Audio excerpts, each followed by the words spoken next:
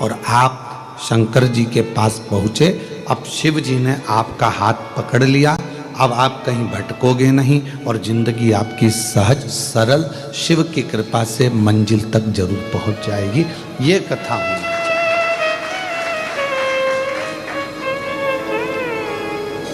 वक्ता, पहले भी हमने कथा में कहा कि एक वक्ता जब व्यासपीठ पर बैठे तो जितने भक्त उसके कथा सुनने के लिए बैठे हैं उनका वक्त बदल दे तो समझ लो कि वक्ता है, और वक्त ही नहीं बदल पाए तो फिर वक्ता का मतलब ही क्या हुआ।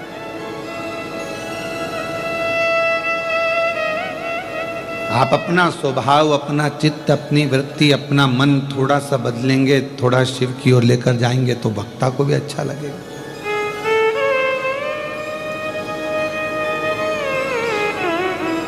एक बार पितृलोक में से पितरों के देवता आर्यमा स्वामी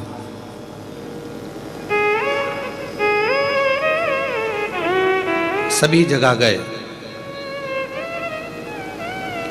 और पितरों के जो देवता हैं आर्यमा, वो हर जगह पर भ्रमण करने के लिए ब्रह्मलोक गए तो ब्रह्माणी ने उनका आदर किया, ब्रह्मा जी ने भी उनका सम्मान किया। वैकुंठ गए तो भगवान नारायण ने उनका सम्मान करा, माँ लक्ष्मी ने उनका आदर करा।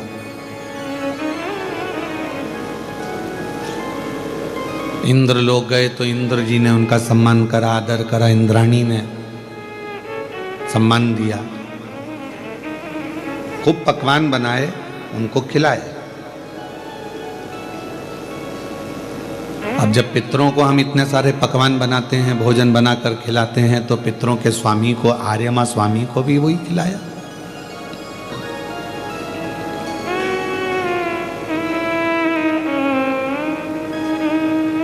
भगवान विष्णु के यहाँ भी लक्ष्मी जी ने बहुत मोतीचूर के लड्डू बनवाए और वो भी आर्यमा स्वामी को खूब खिलाए। ब्रह्मा जी के यहाँ ब्रह्माणी जी ने भी आर्यमा स्वामी के लिए खूब व्यवस्था करी, खूब सम्मान दिया। देवताओं ने खूब उनको, जिन जिन के यहाँ पर पितरों के देव, पितरों के स्वामी आर्यमा जी जहाँ जहाँ गए वहाँ सब ने सम्मान किया, सब आदर करे, खूब खिलाया। आर्यमा स्वामी चकाचक खूब पाए, पितरों के देवता है। अब पितृलोक से आज आर्यमा स्वामी ने विचार करा कि अभी तक मैं सब दूर होकर आया हूं, केवल देवादिदेव महादेव के यहाँ नहीं पहुंचा, शिव जी के यहाँ जाना चाहिए।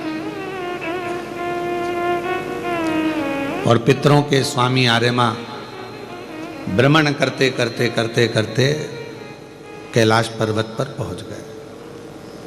कैलाश पर जैसे ही आर्यमा स्वामी पहुंचे तो भगवान श्री गणेश जी से उनका मिलना हुआ। गणेश जी खेल रहे थे, अपने आनंद में बैठे हुए थे। अब आर्यमा स्वामी ने गणेश जी से पूछा कि आपके पिताजी कहाँ हैं? भगवान श्री गणेश जी महाराज ने समझाते हुए कहा कि वो तो माँ जगत जननी मेरी माता के साथ में, पार्वती जी के साथ में भ्रमण। लोग सीखना नहीं चाहते, आज के समय में लोग सिखाना चाहते हैं।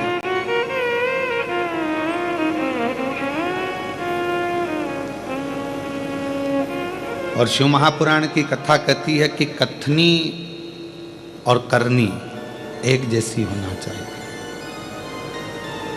आप जितनी बात व्यासपीठ से दुनिया के लोगों को समझाते हो, उतना अपने ऊपर भी अमल करो। कभी चुपचाप से आप हमारे घर के बाहर खड़े होना एकांत में कहीं, और वहाँ जाकर देखना, जितना हम व्यासपीठ से कहते हैं कि घर के बच्चों को शंकर के मंदिर में एक लोटा जल चढ़ाने भेजो, तो आपको केवल हमने हमारी व्यासपीठ से कहा और हमारे घर के लोग ना करें, ये बात नहीं हो सकती। जो व्यासपीठ से कहा जाता है, सबसे पहले हमारा परिवार उसको फॉलो करता है और मंदिर जाना प्रारंभ करता है।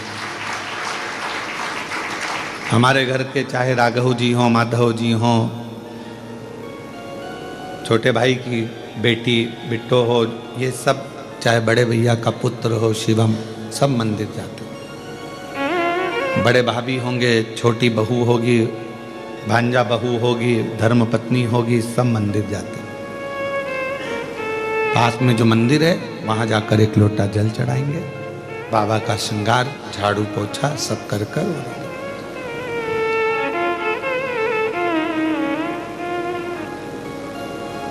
कोई बात अगर हम कह रहे हैं, एक वक्ता के लिए जिंदगी में सबसे बड़ी बात यह होती है कि वो जो बात कहे तो उस पर अपना खुद पर फॉलो जरूर करे।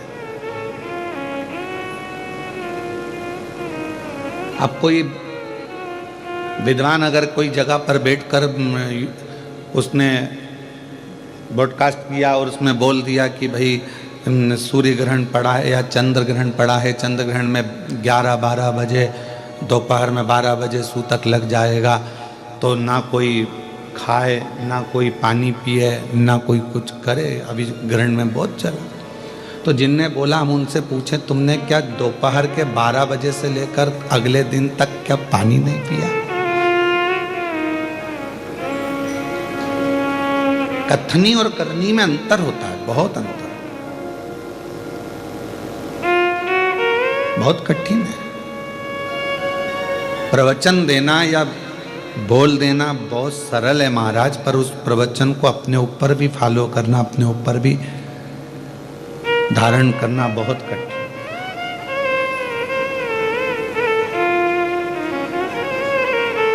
बहुत कठिन बात है। हम स्वयं आज के जमाने में, एक सास सोचती है मैं बहू को सुधार दूं, बहू सोचती है मैं सास को सुधार दूं, पति सोचता है पत्नी को सुधार दूं, पत्नी सोचती है पति को सुधार दूं, बेटी सोचती है माँ को सुधार दूं, माँ सोचती है बेटी को सुधार दूं। पर यहाँ शिव महापुराण की कथा कहती है कि आप किसी को मत सुधारो, अपने आप को सुधार लो।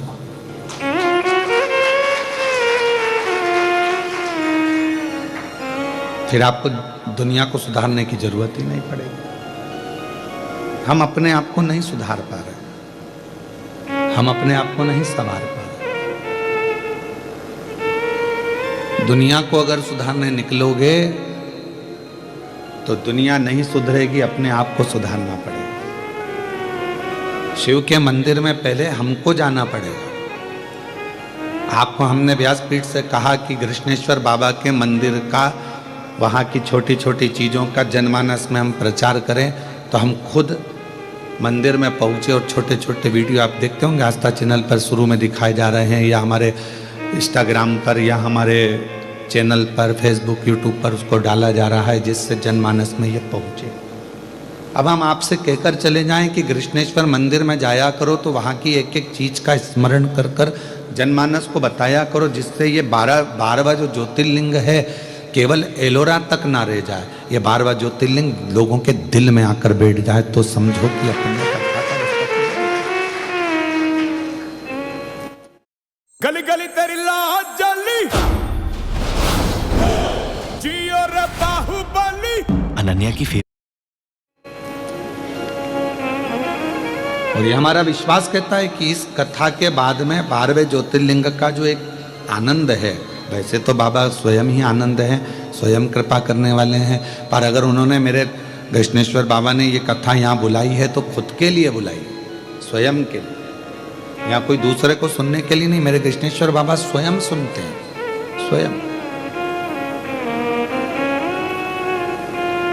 स्वयं श्रवण करते हैं। और ये ना सोचें कि हम केवल ये ऑनलाइन कथा कर कर चले जाएंगे। जिस दिन मेरे बाबा ने फिर डमरू बजाया, अब की बार तो तुम कम हो, अगली बार 10 से 20 लाख पब्लिक के बीच में भी कथा बात कर दो। ऐसा नहीं है कि नहीं आएंगे, ऑनलाइन बाज दी है तो बहुत हो गया, ना ना ना। जिस दिन मेरे कृष्णेश्वर बाबा ने कृपा कर दी, उस दिन फिर वही 10 लाख 20 लाख पब्लिक के साथ में, फिर वही पंडालों की भीड़ में, फिर वही आनंद के साथ कथा का रास्ता। तो जितनी बात हम कहें उतनी हम पर भी अमल।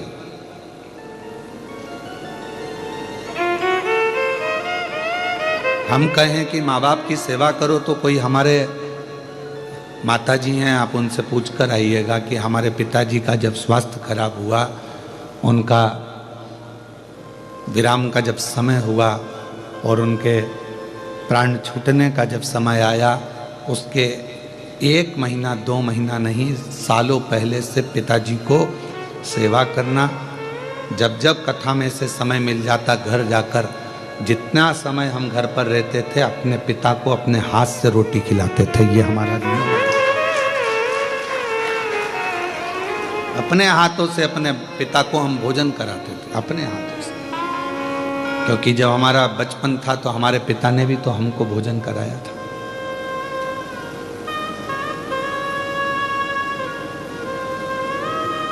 एक मीडिया वाले ने पूछा कि आपने कभी भगवान को आनंद पाया है? हमने कहा कि दुनिया में शायद मैं बहुत किस्मत वाला हूँ, दुनिया में शायद मेरे बराबर कोई किस्मत वाला नहीं होगा कि मैंने भगवान के कंधे पर बैठकर भगवान का दर्शन किया। दुनिया में मेरे बराबर कोई किस्मत वाला नहीं होगा कि मैंने भगवान के कंधे पर बैठकर भगवान का दर्शन किया है। जब हम मंदिर में, कई मंदिरों में मेला लगता था और दर्शन करने जाते थे, हम छोटे थे तो मेले में भीड़ बहुत होती थी, तो मेरे पापा, मेरे पिताजी मुझे कंधे पर बिठाकर भगवान का दर्शन कराते थे। तो भगवान के कंधे पर बैठकर भगवान का दर्शन किया।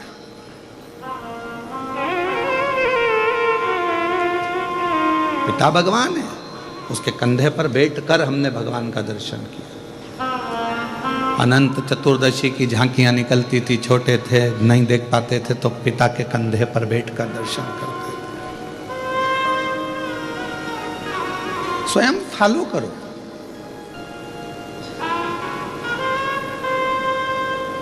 एक शंकर भगवान को और एक शंकर के भक्त को दुनिया बहुत बाद में पहचानती है। जैसे जगत गुरु शंकराचार्य जी थे, जब तक उनको नहीं पहचाना, लोगों ने उनको शास्त्रार्थ करने के लिए चुनौती देते रहे। जहाँ जाते थे वहाँ उनको चुनौतियाँ सामने आ जाती थी। सामने हमसे शास्त्रार्थ करो, ये जवाब दो, वो जवाब दो। शंकर, जगत गुरु शंकराचार्य जी स्वयं शिव का एक अंश है। आज भी भारत भूमि की जो 4 पीठ हैं, जिन पे 4 शंकराचार्य विराजमान है, वो मेरे शंकर का एक अंश है, शिव का रूप है। और आज दुनिया के लोग उनके ऊपर उंगली उठाकर कह देते हैं कि हमारे से शास्त्रार्थ करो या हमको ये कहो। अरे उनको पहचानो, वो जगत गुरु शंकराचार्य जी की 4 गादी पर विराजमान है और वो संपूर्ण विश्व का गौरव है, भारत की भूमि का गौरव है। 4 पीठ के 4 शंकराचार्य, हम उनको जान नहीं पाते।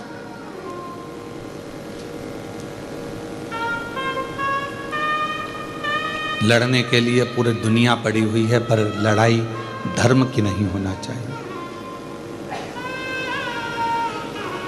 मंदिर में पूजन कर रहे हो, वहाँ झगड़ा ना करें। कथा श्रवण कर रहे हो, वहाँ झगड़ा ना करें। सनातन धर्म को एकजुट करने की बात करें, पर आपस में झगड़ा ना करें, विवाद ना करें। बहुत सारी जगह पड़ी है लड़ाई करने के लिए। आओ मैदान में, तलवार उठाओ और हो जाओ चालू, डंडे उठाओ और हो जाओ चालू।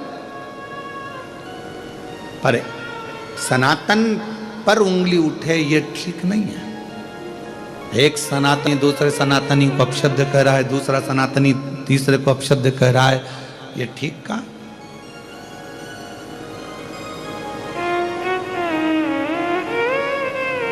हिंदू धर्म की एकता, सनातन की एकता, ये हमारे जीवन को, एक आने वाले समय को श्रेष्ठ बनाए।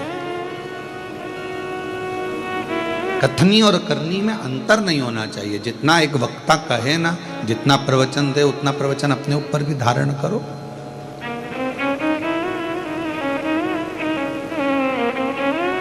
स्वयं पर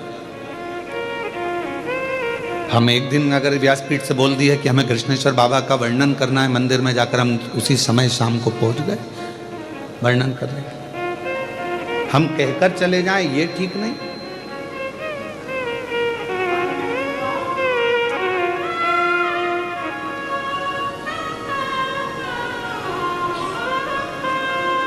शिव को पहचानो, शंकर भगवान को जानो, शिव भक्त को जानो।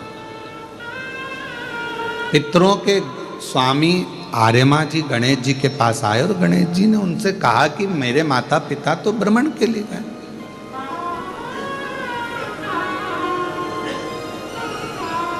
और केवल माता पिता भ्रमण नहीं करते हैं। पहले का नियम था, जब भी मम्मी पापा माता पिता जब बैठते थे एकांत में तो कुछ परिवार के लिए अच्छा करने की बात करते थे, कुछ नया करने का प्लान करते थे। ये मोबाइल ने सारे प्लान फेल कर दिए।